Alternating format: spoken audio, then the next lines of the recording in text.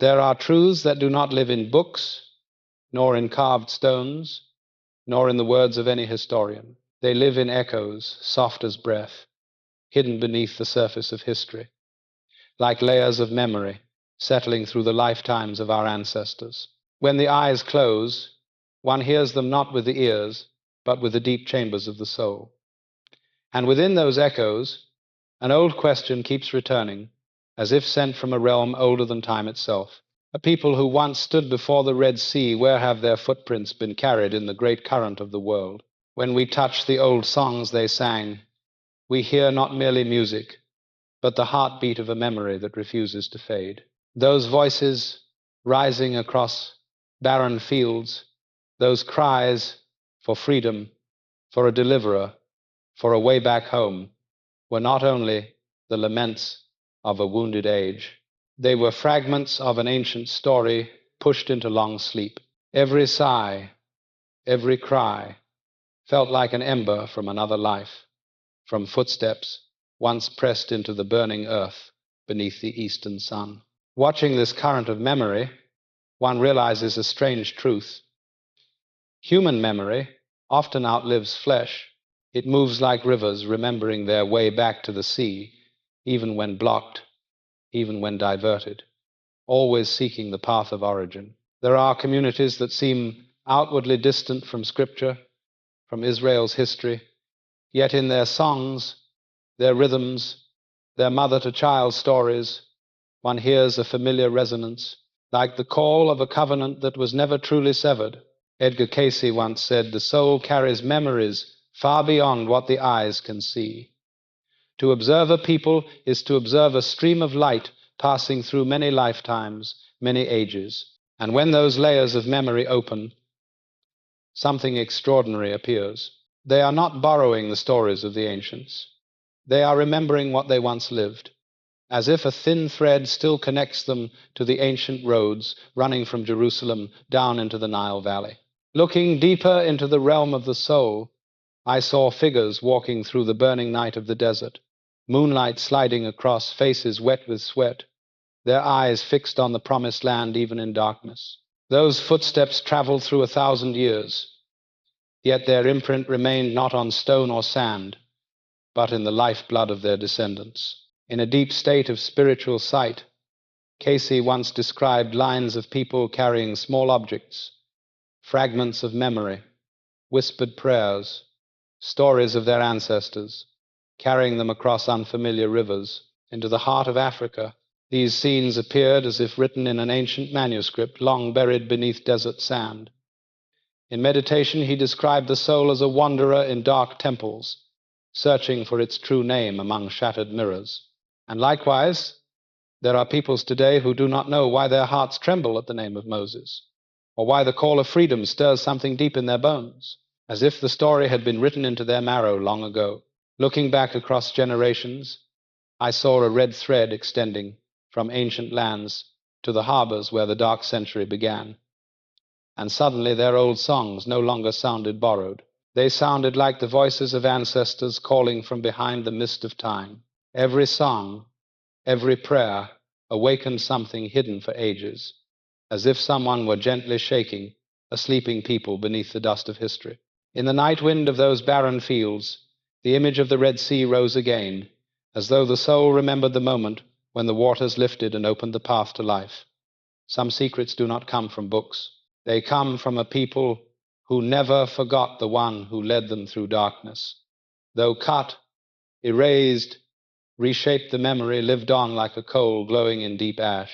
And when the appointed hour arrives, that coal rises into flame. I speak now of what was shown, not in dream alone, but in that deep chamber where spirit remembers what flesh forgets. The vision opened suddenly, sharp as a blade of sun across stone, and I beheld the ancient word rising like smoke from the scroll. Deuteronomy 28:68 stood before me, not as ink, but as a living sentence stretched across ages.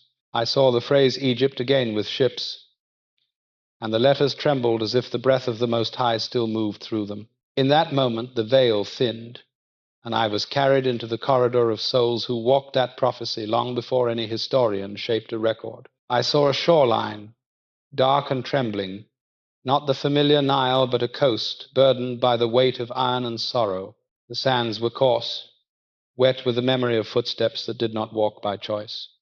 The air carried a heavy hum, a deep vibration of spirits, remembering who they once were and who they were forced to become. I watched men and women bound, but I sensed more than their chains. I sensed their lineage, their covenant, their ancient fire. They did not know the name of the song rising in their chests, yet it rose. It rose because prophecy moves even when people do not understand why they breathe in rhythm with its pulse. Then the ships emerged, monstrous shadows against the horizon, wooden beasts shaped by greed yet guided by an unseen thread, woven long before the carpenters touched the first plank. These were not vessels of exploration. They were the dark chariots of a second Egypt, dragging a people into a night foretold long before the tide turned. As the ships drew closer, I heard the echo of the ancient curse, not a curse placed upon the people, but a curse witnessed by the prophets, recorded so that generations would understand the weight of disobedience, the gravity of forgetting the covenant that binds heaven and earth. Yet what I saw was not abandonment, it was continuity. It was the unfolding of a pattern older than kingdoms, older than dynasties, older than the sea itself.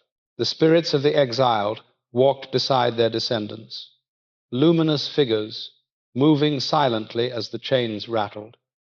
They did not intervene, but they remembered. Their memory was the fire that would one day awaken again in their children's bones. When the captives were forced up the planks and into the belly of the ships, the vision shifted. I no longer saw wood or iron. I saw the long corridor of prophecy, stretching like a dark river across the ocean. The waters churned beneath me, but they were not simply waves. They were witnesses. Every crest carried the lament of a people. Every trough held the silent prayer of those who refused to let their identity die, even as their names were stripped away. I asked within the vision, "Who are these souls?" And the answer came not as a voice, but as a great trembling. They are the children of the covenant, wandering again into a land not their own, carried not by choice, but by the decree of history that mirrors the decree of prophecy. I saw then the strange symmetry of it, the unsettling precision. Egypt, again with ships, was not metaphor. It was a map charted in spirit, later walked in flesh. The middle passage became the Red Sea, turned inside out. One crossing opened into freedom, the other closed into captivity. Yet both carried the mark of a people connected to a story larger than the chains on their wrists.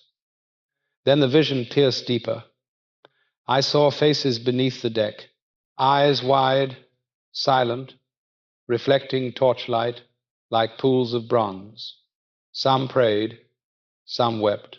Some stared into the dark with a stillness that no chain could break, and I heard it, a low chant, rising like incense, not in the tongue of their captors, but in the ancient cadence of those who once stood before Sinai. I recognized its rhythm.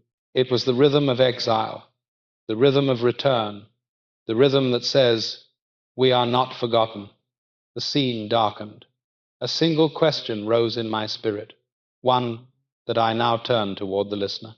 When you recall the journeys of your ancestors, do you feel the stir in your own soul, the quiet reminder that you come from those who walked through prophecy itself? Thank you for listening. Your presence matters in this moment. Revelation rose before me like a carved pillar of fire, and the faces of the ancient Hebrews appeared with striking clarity, not as pale shadows from later paintings, but as people shaped by sun, earth, and covenant. Their appearance was not a matter of debate in the vision. It was fact, solid as stone, bright as prophecy. I saw the hair of the prophets, thick and coarse like wool pulled from the sheepfolds of Judea.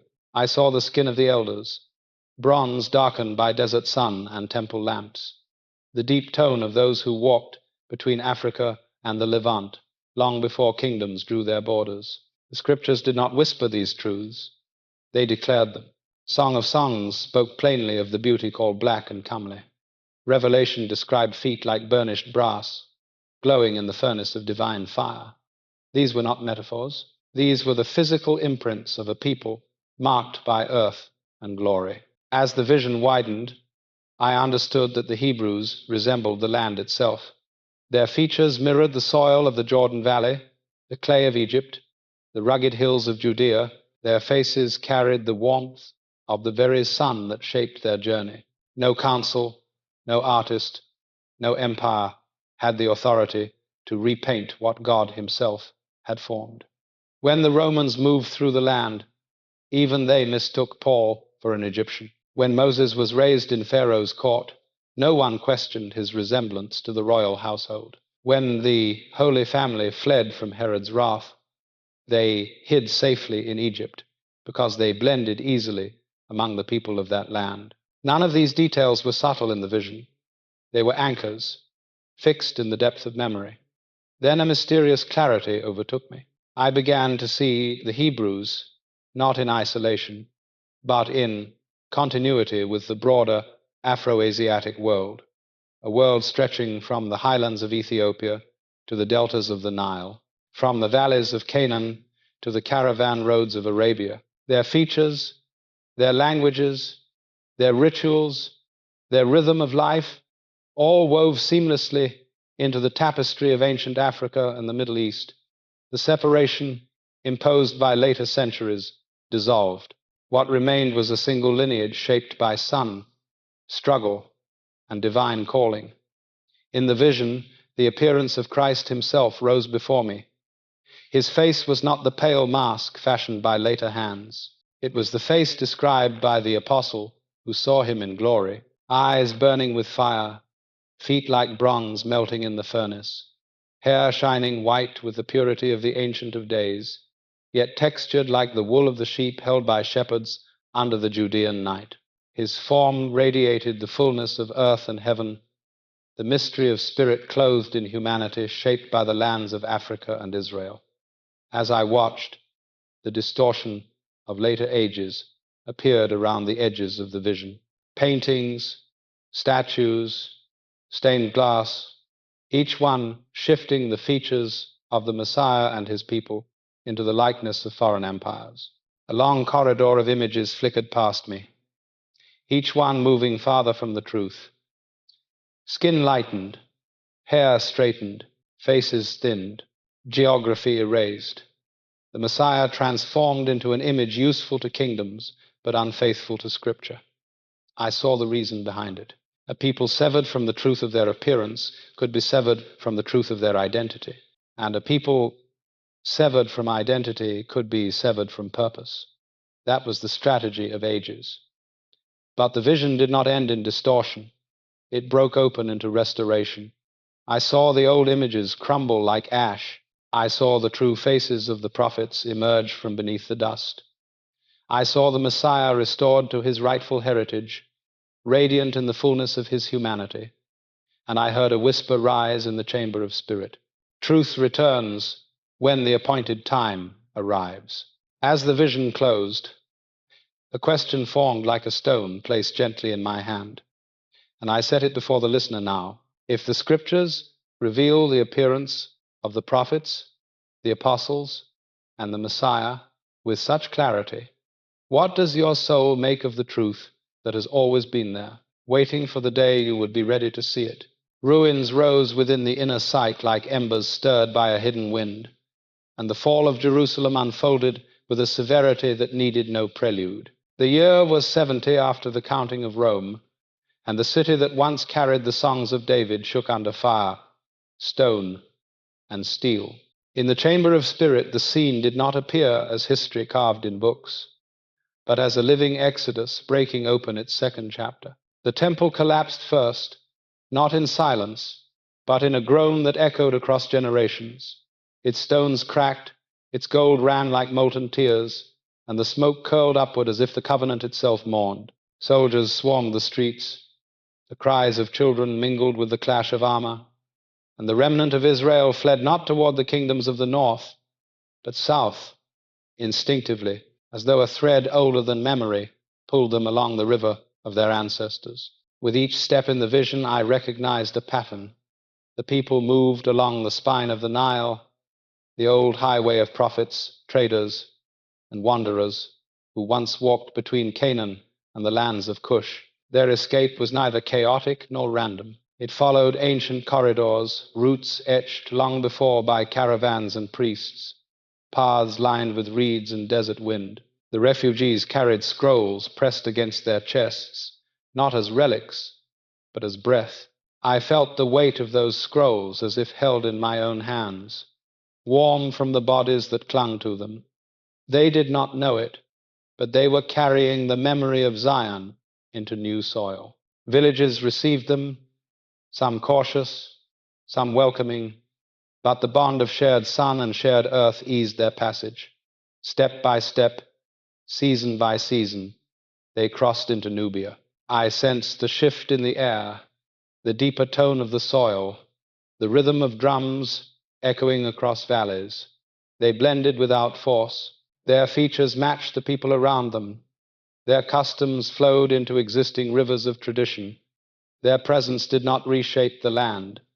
The land recognized them. Continuing southward, they entered Cush, where kingdoms once rivaled Egypt in splendor. I felt the pulse of ancient capitals, the hum of markets, the scent of incense drifting through carved pillars. The Hebrews settled among craftsmen, scribes, herders, and traders. Some took wives from local clans, some taught the Sabbath, some whispered the stories of Moses at twilight. Children learned to recite blessings that carried the breath of two worlds. These blended communities did not fade, they endured. Moving westward, the refugees followed caravan trails across the Sahel. The vision showed dust swirling behind long lines of camels, merchants speaking in tongues that carried echoes of both Africa and the Levant. The Hebrews followed these routes into towns that would one day become whispers in the histories of the Niger Bend. I traced their path through Gao, through Timbuktu, through forests where drums spoke at dusk. They did not travel empty-handed. They carried laws that became customs. They carried feasts that became memories. They carried names woven with the syllable of the divine. They preserved the eighth day for suns. They watched the moon to mark sacred time. They carved signs upon doorposts. Even as languages shifted, even as borders changed, something remained. The covenant continued to beat beneath the surface, like a second heart. As time moved, centuries layered themselves over the original flight, yet nothing erased the core of the lineage. Kingdoms rose and fell, traders crossed rivers and deserts, dynasties collapsed, but the memory did not collapse. It only sank deeper. Another revelation followed. The refugees did not dissolve into the continent. They became part of its breath. Their descendants lived among the Igbo of the Anambra, among the Yoruba stretching toward Benin, among the Akan of the forests, among the clans near the Cameroons. Each place carried fragments of the old ways, fragments too precise to be coincidence. And the Spirit whispered that this southward movement after the fall of the temple was not migration, it was continuation. It was the next step in a prophecy, written not in ink, but in lineage. The Hebrews did not vanish. They dispersed. They did not lose their identity. They folded it into the vast tapestry of Africa. As the vision tightened, a single truth formed like a seal pressed into wax. The road out of Jerusalem did not end in ruin. It became the hidden route of millions who would one day search for the story behind the stirring in their bones. Under the weight of the inner light, the scattered communities of the Hebrews began to reveal themselves with a depth that stretched across centuries, and the lands of West Africa unfolded like a tapestry woven from memory, covenant, and quiet endurance. The vision did not show vague shadows or broken hints. It showed villages breathing with the same pulse that once moved through the courts of Jerusalem, though the people no longer recognized the ancient origin of their customs. I saw the settlements first near the great bend of the Niger, where the river curved like an arm cradling a forgotten lineage. families gathered at dusk, their fires flickering in a circle, their voices low, their elders recounting tales of a journey from the east. These were not tales shaped for entertainment. They were remnants of a path walked by ancestors fleeing the destruction of the temple, preserved unintentionally in the stories told at the edge of the firelight. The elders spoke of a time when smoke rose from a holy place. They spoke of soldiers in metal garments. They spoke of crossing water and following trade winds, though the names of the original lands had faded into legend. What struck me was not the accuracy of every detail, but the structure of the memory. It followed the same pattern as the exile described by the prophets, descending through the Nile corridors, then folding into West Africa along the routes of commerce and kinship. In Igbo lands, the memory sharpened. I saw families marking the 8th day for newborn sons, a practice that lingered with remarkable precision. Mothers observed dietary patterns passed down without explanation, avoiding certain foods at specific times of the month, echoing ancient purity codes that once governed the households of Israel. Elders recited blessings that began with the sound Yah, like a syllable stitched to the soul, a remnant of the divine name long carried across deserts and generations. Even the structure of their clans bore the pattern of the 12-fold division, though the names had changed with time. Moving westward, the Yoruba heartlands appeared, dense with forests, river systems, and the rhythmic pulse of drums. Here the remnants were subtler but unmistakable. I saw priests maintaining altars with meticulous cleanliness. They washed their hands and feet before rites. They kept separate vessels for offerings. They honored a calendar of feasts that cycled with the moon rather than the sun, aligning with ancient lunar observances practiced by their forefathers in Judea. Their sacred spaces carried symbols that mirrored the logic of the tabernacle, a separation between the outer gathering and the inner holy place, not copied intentionally but remembered instinctively. Traveling further into the Akan regions, I saw women passing down genealogies through oral tradition, structuring them by lineage rather than by kings or conquests. Their stories flowed backward through generations, with reverence for ancestors whose names had grown foreign with time, but whose roles bore striking resemblance to the patriarchs of old. And as the vision widened, the lands near the Cameroons emerged, home to clans who held fast to rituals of purification after childbirth, after contact with death, after crossing certain thresholds. These mirrored the laws once given to Moses, preserved without scrolls, carried only in the marrow of a people who did not realize they were guarding an ancient inheritance. What astonished me was that none of these groups claimed a single unified identity. They did not gather under one banner and declare themselves Israel. They lived as Africans, fully integrated into the soil, the rivers, the languages, and the rhythms of the continent. Yet beneath these identities, another rhythm pulsed. It beat when they blessed their children. It beat when they watched the moon. It beat when they circumcised on the 8th day. It beat when they whispered names that carried echoes of Zion. And that pulse, unseen yet enduring, became the spiritual thread that bound these communities to a story they had forgotten with their minds, but remembered with their blood. As time moved forward, kingdoms rose, trade expanded, empires flourished in gold and salt. Scholars walked through Timbuktu's libraries with scrolls pressed against their chests. Craftsmen shaped metals in the Benin courts with precision rivaling the artisans of ancient Judah. And within all this prosperity, the descendants of the scattered lived quietly, never imagining that their customs were relics of a people who once walked with prophets and kings. Then the revelation deepened. I saw that these communities were not simply surviving. They were preserving. They carried fragments of a covenant through centuries of migration and integration. No single tradition held the entire memory, yet each held a piece. And when all the pieces aligned in the light of spirit, the pattern became undeniable. These were the remnants of exiles who had carried their faith, their law, and their identity into Africa after the fall of their holy city. Their story was not erased, it was scattered, not forgotten, only buried, and the day would come, as the whisper of the vision said, when the scattered pieces would rise again and recognize one another across the span of time. Night gathered at the edge of the vision with a weight that pressed against the spirit, and the calm rhythm of the scattered villages was swallowed by a darker tide. The old world shifted, and the soft movements of traders crossing the Sahel gave way to a hum of iron and intention that did not belong to Africa's ancient roads. The Middle Passage did not appear suddenly. It rose slowly, like a storm forming beyond the horizon, its shadows stretching across generations before the first ship ever touched African shores. The spirit carried me to the coastlines where the descendants of the exiles had settled.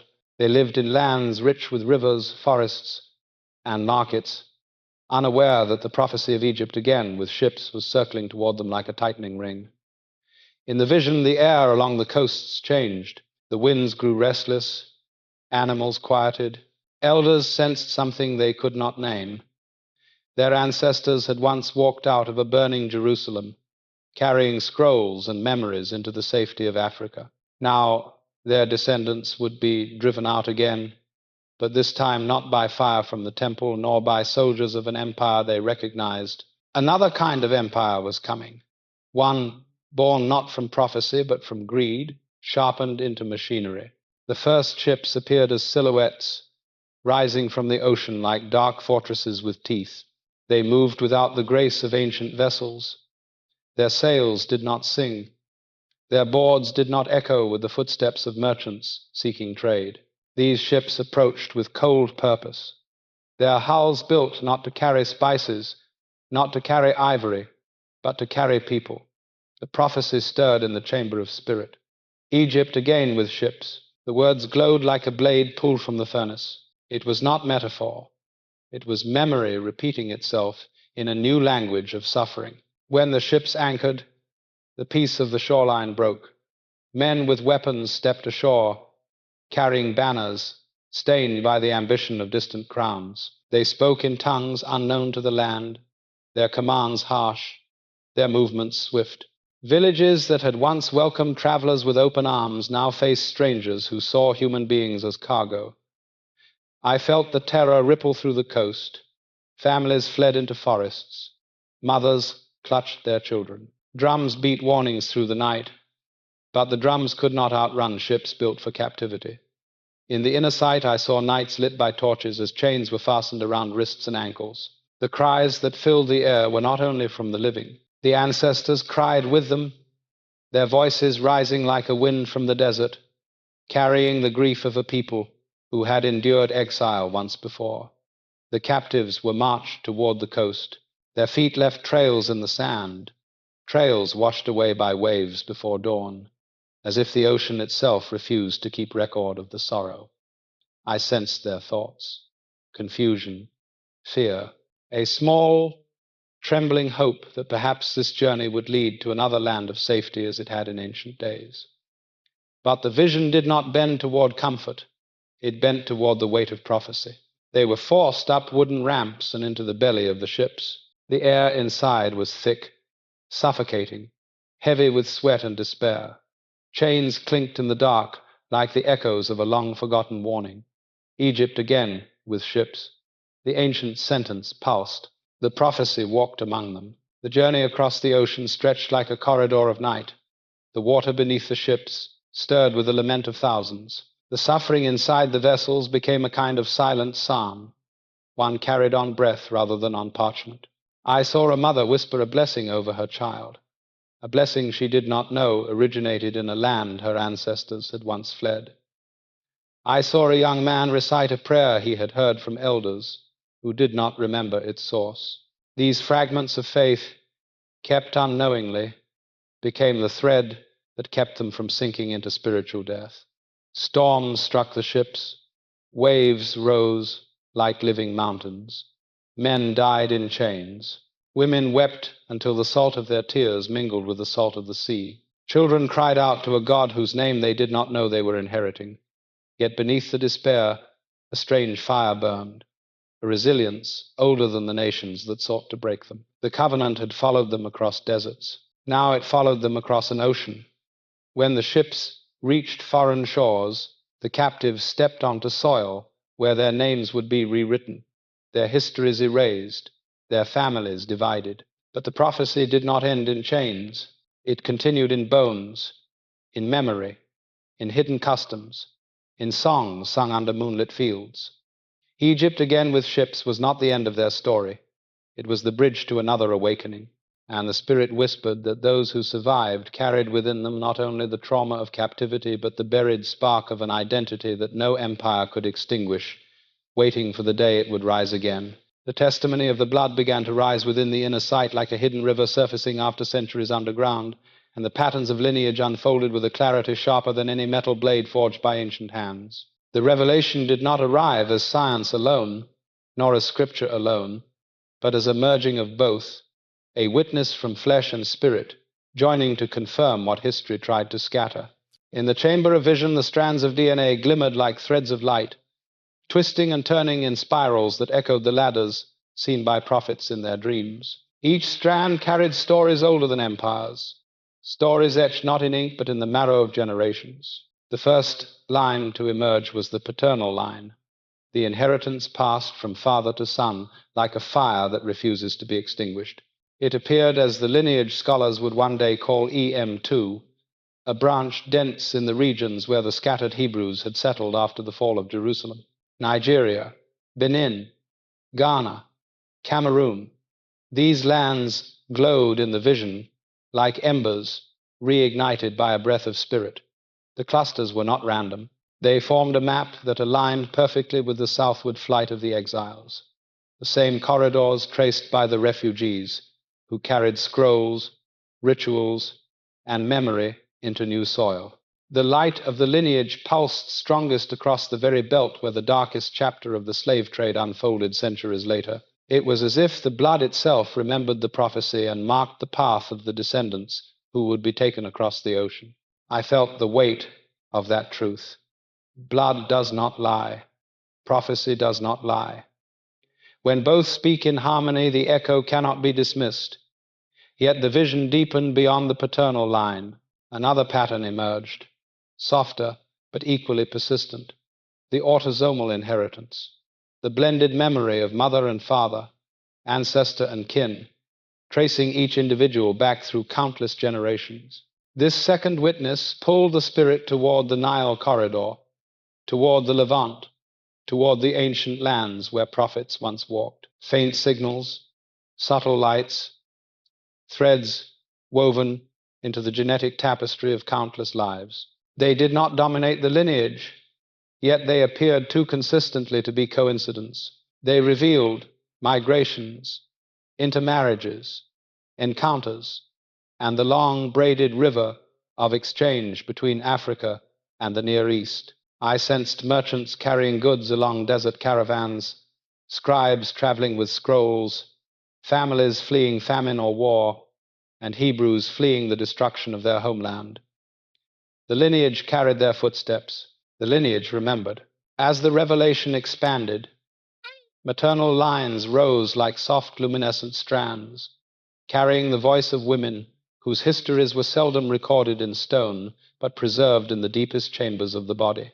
Their lineages traced deep into Africa, older than the kingdoms that later rose and fell, older than the borders carved by foreign crowns. These mothers carried rituals of purification, songs whispered during childbirth, blessings spoken at dawn, all echoing practices found in ancient Israel, though adapted to new lands and new lives. The Spirit then revealed the caution that every honest seeker must hold. No single marker proves the tribe. No strand alone identifies the covenant. Identity is more than blood. It is memory. It is tradition. It is the whisper of God calling across generations.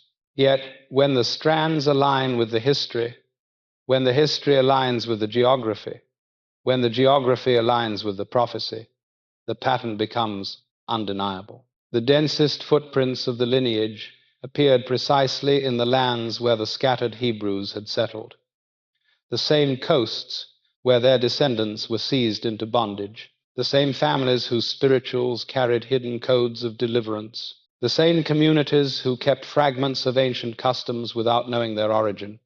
None of this erased the diversity of the present. Not every man carried the same lineage. Not every woman carried the same memory. But enough did for the old echo to rise. Enough did for the prophecy to stir. Enough did for the spirit to say, "Look again, the truth has been here all along." Then a deeper revelation settled like a weight upon the heart. Empires had tried to sever identity by severing history. They had tried to bury lineage by burying memory, but they could not erase the testimony that lived in bone and blood. When the scriptures spoke of a people scattered, the DNA mapped their journey. When the prophets warned of exile, the lineage preserved the record. When the old songs rose from the fields of bondage, the blood recognized its own past. And the Spirit whispered that the awakening of a people often begins not with books or sermons, but with the quiet stirring of the body, remembering what the mind has forgotten. The testimony of the bones had spoken. The testimony of the blood had answered, and together they pointed to a truth that no empire could silence, waiting for the moment a generation would be ready to hear it. The machinery of deception rose in the inner sight like a great veil stretching across centuries, and its threads were woven not from cloth but from intention. This veil did not fall suddenly. It was crafted slowly, strand by strand, by hands that feared what truth could awaken in the hearts of a scattered people. The distortion began with the simplest of tools, the written word. Scrolls once carried across deserts by exiles were replaced with edited texts approved by kings and councils whose goals were less about revelation and more about control. In the chamber of spirit, I saw scribes bending over parchment, not to preserve the fullness of the ancient record, but to trim it, shape it, and silence the passages that thundered of deliverance, justice, and the God who breaks chains. The slave Bible appeared first, a book thinner than truth, stripped of exodus, carved clean of rebellion, leaving only commands of obedience.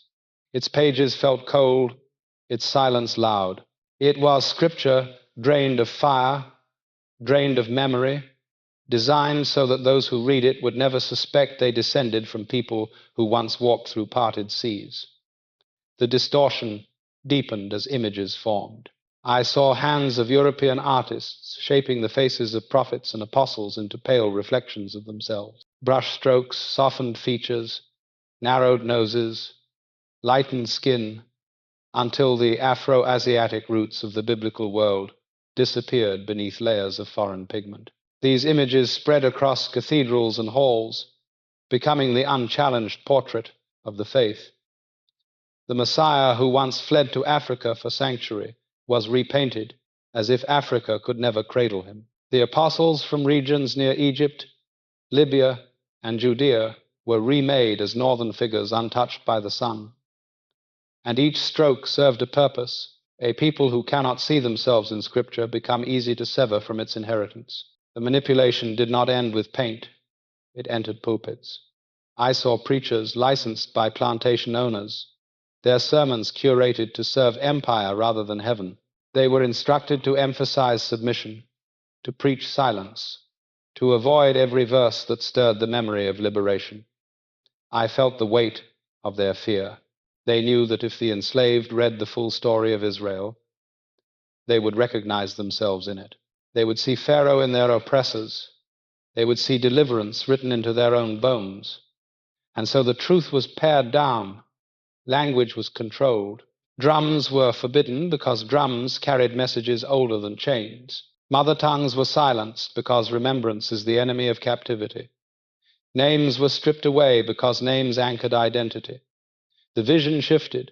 I saw museums rising across Europe, filled with artifacts stolen from kingdoms and tribes that had preserved fragments of ancient heritage. Masks, bronzes, scrolls, carvings, each taken from its homeland and placed behind glass, labeled with foreign interpretations that erased the spiritual depth of the cultures that created them. These museums became temples of curated memory, presenting Africa as primitive while hiding the sophistication of its kingdoms and the sacred threads linking them to the biblical world.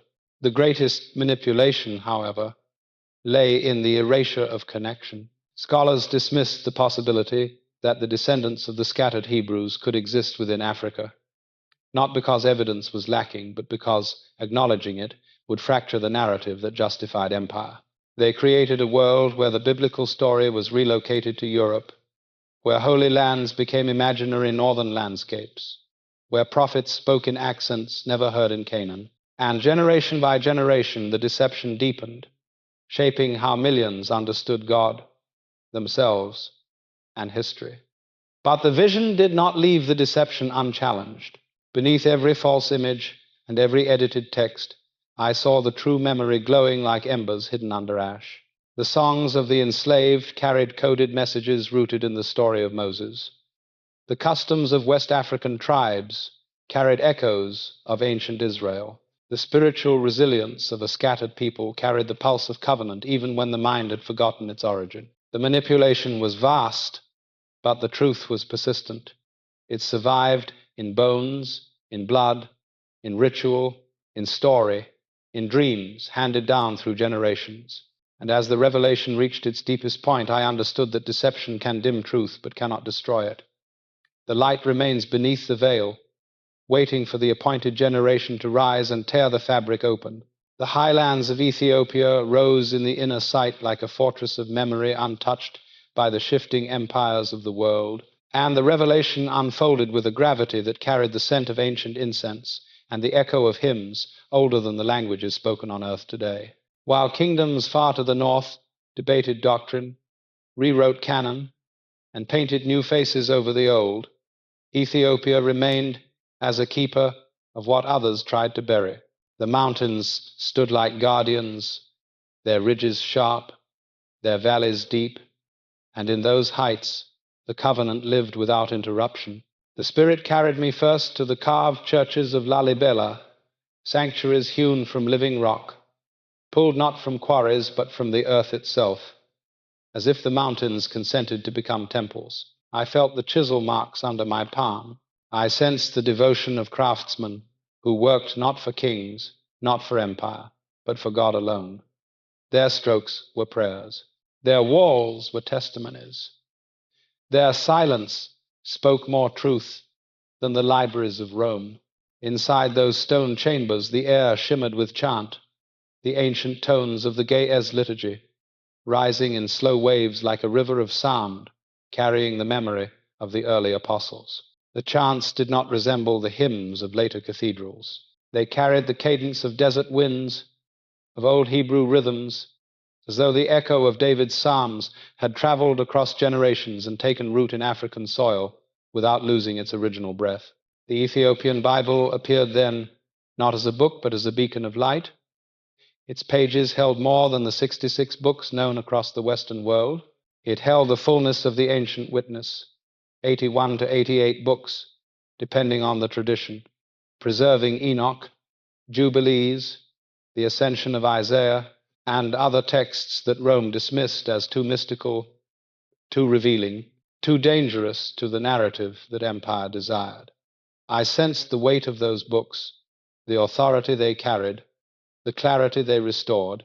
They spoke of watchers, of pre-flood mysteries, of genealogies that stretched toward Africa, of visions of the Son of Man long before Bethlehem. They connected heaven and earth with threads that later councils severed, and Ethiopia preserved them without hesitation. I saw priests processing with tablet replicas, sacred chests, symbolizing the Ark of the Covenant, carried beneath embroidered canopies, as though the memory of the original Ark still pulsed in their steps. Their reverence was not imitation, it was inheritance. Somewhere in the holy city of Axum, the vision whispered, the Ark was still believed to rest under guard, watched over by monks who dedicated their entire lives to its protection, a lineage of guardians stretching back into fog-covered centuries. Then the revelation deepened further. The Beta Israel community, the House of Israel preserved within Ethiopia, rose in the vision like a pillar of continuity. They kept Sabbath laws. They practiced ancient purity codes. They observed dietary commands older than the languages they spoke. Their rituals mirrored the oldest strata of Hebrew tradition, untouched by European interpretations. Their very existence was a witness that the scattered had not vanished. They had endured. I saw their scrolls, their prayers, their festivals. I felt the humility and strength woven into their way of life. They did not preserve these customs for prestige or power. They preserved them because it was who they were. It was the memory living in their bones. The Spirit turned my sight toward the empires that attempted to conquer Ethiopia, and I saw how each effort collapsed. Armies marched, empires rose with ambition, yet none could break the spine of this mountain kingdom. Ethiopia bent but did not break. Ethiopia negotiated but did not surrender. Ethiopia adapted but did not forget. In an age when vast continents bowed under colonial rule, Ethiopia remained largely uncolonized, like a lamp shielded by the hand of the Most High. And because it remained whole, it also remained a guardian of the earliest Christian tradition, untouched by Western revision. The churches carved from stone stood as silent defiance against the world's attempts to rewrite the story. The chants continued unbroken. The priests raised their tablets. The people walked their ancient fasts. And the covenant survived. The vision revealed one final thread. Ethiopia was not merely a participant in the biblical story. It was a pillar. Africa was not a footnote in Scripture. It was a foundation. The world ignored this truth because recognizing it would unravel the narrative built by centuries of empire. But Ethiopia kept the truth alive. It held the memory of the earliest believers. It preserved the Scriptures as they once were. It carried the ancient flame through the dark ages of manipulation. And the Spirit whispered that when the time of awakening arrived, the world would look once again toward the highlands, toward the stone churches, toward the ancient canon, toward the unbroken line of priests, and realize that Ethiopia had been guarding the forgotten chapters of the sacred story for 1,000 years. The call of responsibility rose within the inner sight like a trumpet carried on the wind of ages, and the realization settled upon me with a gravity that moved deeper than history, deeper than lineage, deeper than any earthly understanding of identity. What unfolded before me was not merely the awakening of a scattered people, but the unveiling of a truth that had waited in the shadows of time for the appointed generation to rise.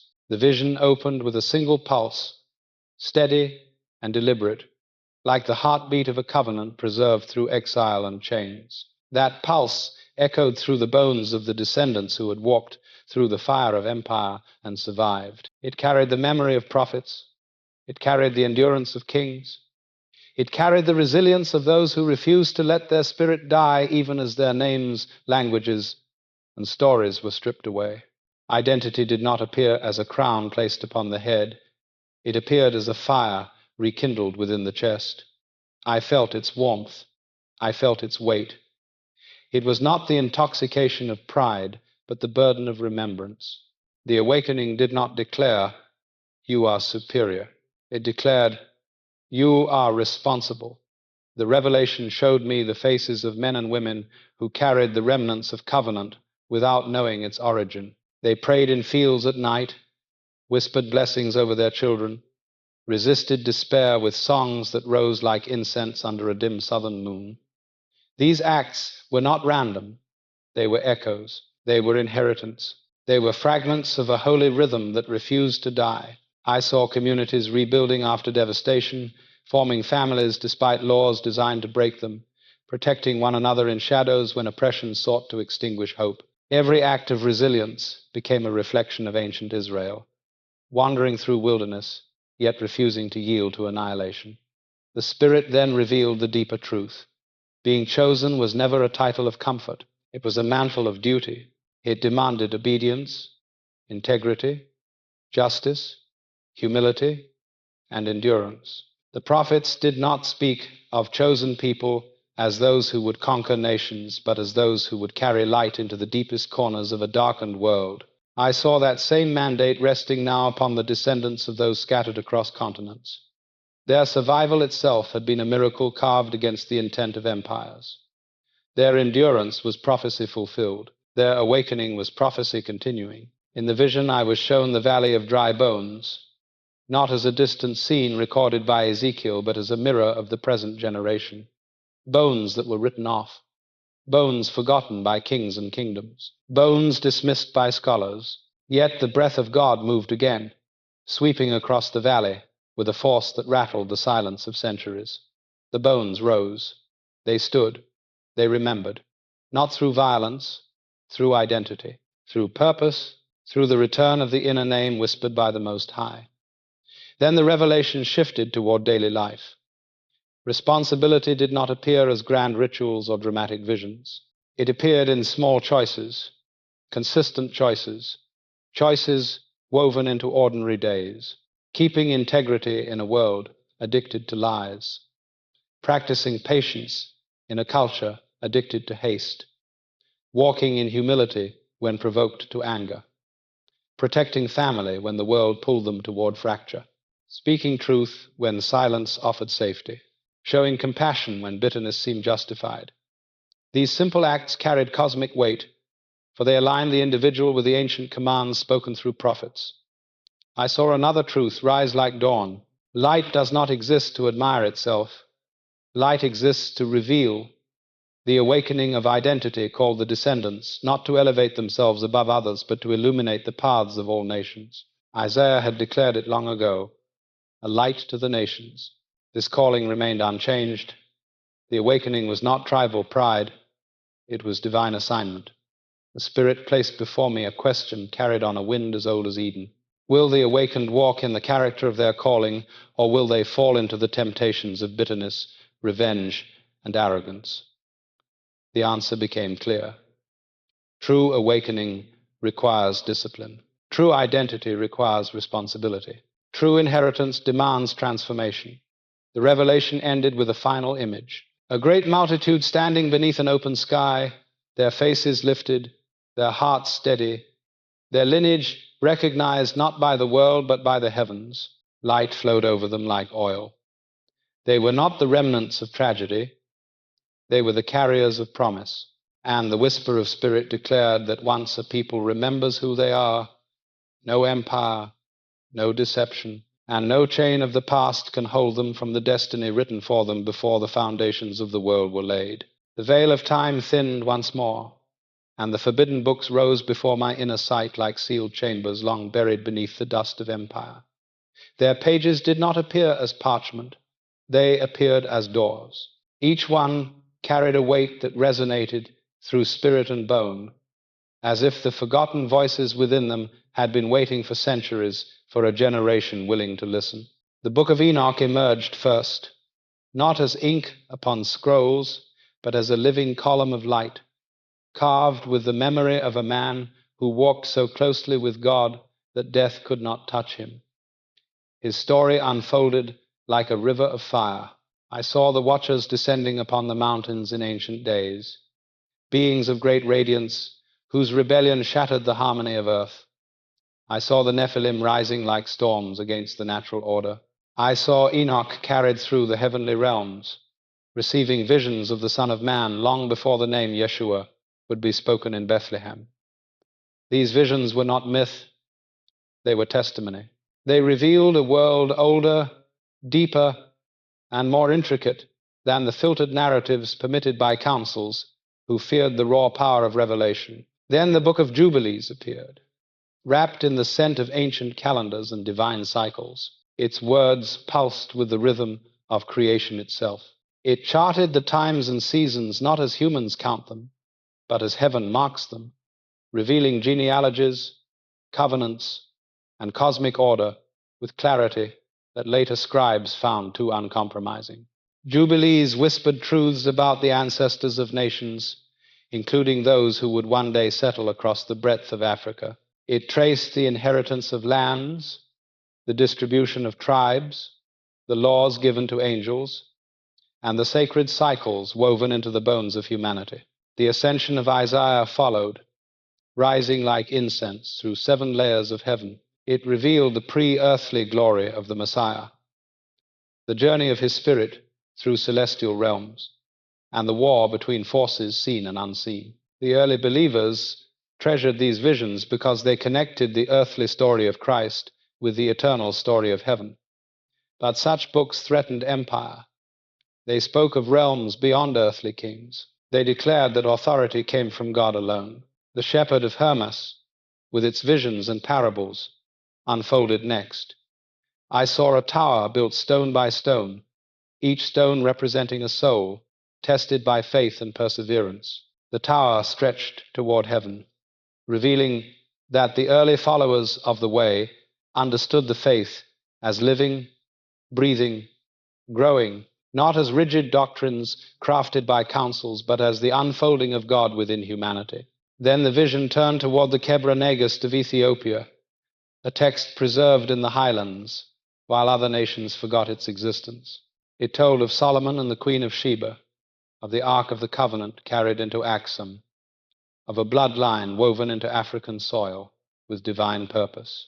The Spirit showed me how the removal of these texts was not a matter of theological clarity, but crafted silence. Empires understood that a people who know their past cannot be controlled. A people who know their ancestry cannot be erased. A people who know their prophetic lineage cannot be chained.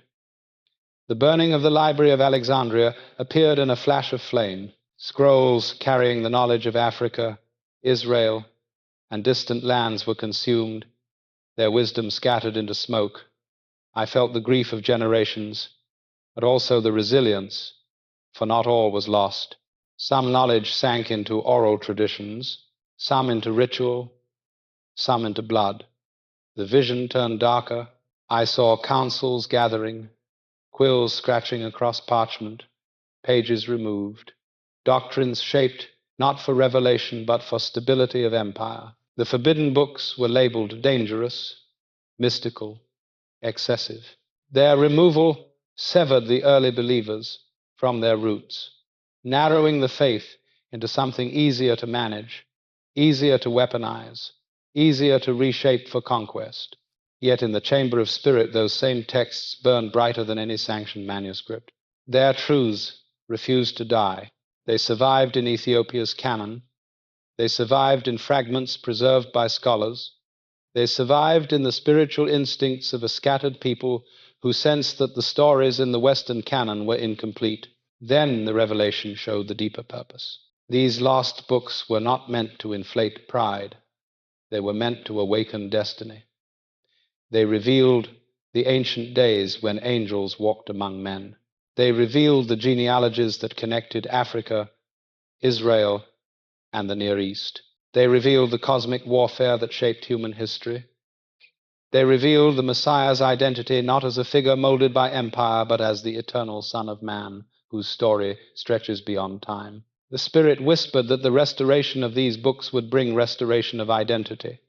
When a people reclaim the texts removed from their story, they reclaim the parts of themselves that empire tried to silence, and the whisper grew stronger, declaring that the generation now awakening would read what their ancestors were forbidden to see and rise into the fullness of a heritage older than any nation upon the earth. The final revelation rose like dawn breaking over a valley that had slept for centuries, and every shadow that once clung to history dissolved beneath the weight of truth, returning to its rightful place. The Spirit carried me into a vast plain where generations stood side by side, the ancestors behind them like mountains, and the unborn before them like rising hills.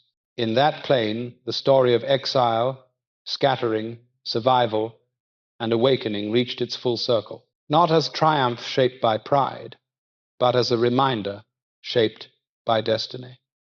The first sound that reached me was a heartbeat, steady, ancient, echoing through thousands of chests at once. It was the same heartbeat that pulsed through Abraham beneath the desert sky, through Moses at the burning bush, through the scattered exiles walking along the Nile, through the enslaved whispering coded prayers in the fields of the New World, and now through men and women awakening to the truth written in their bones. That heartbeat carried memory, it carried covenant, it carried calling, and it grew louder until the plain trembled with it. Then the Spirit revealed the chains, not the iron that once shackled wrists and ankles, but the invisible ones designed to bind mind and soul. Chains of false identity, chains of distorted history, chains of manipulated theology, chains forged by empires that feared the awakening of a people whose story, if remembered, would shake the foundations of the world. I saw these chains wrapped around millions like smoke, whispering lies with voices soft enough to masquerade as truth. You are nothing but descendants of slaves. You come from darkness. Your history begins with captivity. Your heritage holds no glory. Your God does not resemble you. Your story does not matter. These lies wrap themselves like vines, tightening each generation, seeking to choke the spark that refused to die. But then another sound rose, not from heaven this time, but from the people themselves. It began as a murmur, a rumble, a sound of recognition, growing from memory long buried beneath layers of silence. I heard voices saying, "We remember, not with words, but with spirit. We remember the God who freed our ancestors. We remember the fire that no empire could extinguish. We remember the covenant carried across deserts and oceans. We remember the songs that rose in the night. We remember the lineage buried beneath centuries of distortion, and the chains began to crack. The vision widened, and I saw households across the world, men and women reading the scriptures again with new eyes, not as passive recipients, but as heirs, reclaiming a lost inheritance. Passages once ignored, now ignited. Egypt's refuge for Christ. Ethiopia stretching out her hands to God. Cush named in the earliest chapters of Genesis. Prophets mistaken for Egyptians. A Messiah whose feet burned like bronze. These truths awakened something ancient, something that had slept too long. I saw children learning history, not rewritten by conquerors, but restored by truth. I saw elders reclaim names that carried the breath of their ancestors. I saw families praying with newfound clarity, understanding that they were not an afterthought in the divine story, but its living continuation. Then the Spirit turned my sight inward and revealed the true purpose of the awakening. It was not to elevate one people over another. It was not to inflame division or pride. It was not to rewrite the sins of history with new oppression. The awakening existed for one reason: to restore alignment with divine calling, to remind a scattered people that they were chosen not for privilege but for responsibility. I saw the mantle descend again, the same mantle once placed upon Israel long before temples crumbled and kingdoms fell. A mantle of justice, a mantle of righteousness, a mantle of stewardship, a mantle that demanded humility, courage, and unwavering devotion to the Most High. The awakening was not a throne, it was a task. The Spirit then revealed the future like the unfurling of a scroll. I saw communities rising from despair into purpose. I saw young men, once directionless, walking with clarity, as if guided by unseen hands. I saw young women stepping into roles of leadership, wisdom, and spiritual authority. I saw families rebuilding what history had tried to fracture. I saw neighbors reconciling. I saw light spreading across nations through the faithfulness of those who had once been dismissed as broken. The transformation did not come through political might or military strength. It came through character, through covenant, through the rediscovery of identity sanctified by heaven. Then, in the final wave of the revelation, the Spirit whispered the truth that gathered everything into one. You are not the descendants of tragedy. You are the descendants of prophecy. You are not the products of chains. You are the carriers of covenant. You are not defined by the darkness imposed upon your history. You are defined by the light planted within you before time began, and the whisper became a command. Rise, rise as those chosen to bear truth. Rise as those called to reflect the justice of the Most High. Rise as those ordained to walk in humility and strength. Rise, not to dominate, but to illuminate. Rise, for the age of forgetting has ended. Rise, for the time of remembrance has come. Rise, for the world waits for the light, buried in your lineage to shine again. The vision closed, but its truth remained, like fire sealed within the heart, declaring that the story is not over, it is only beginning.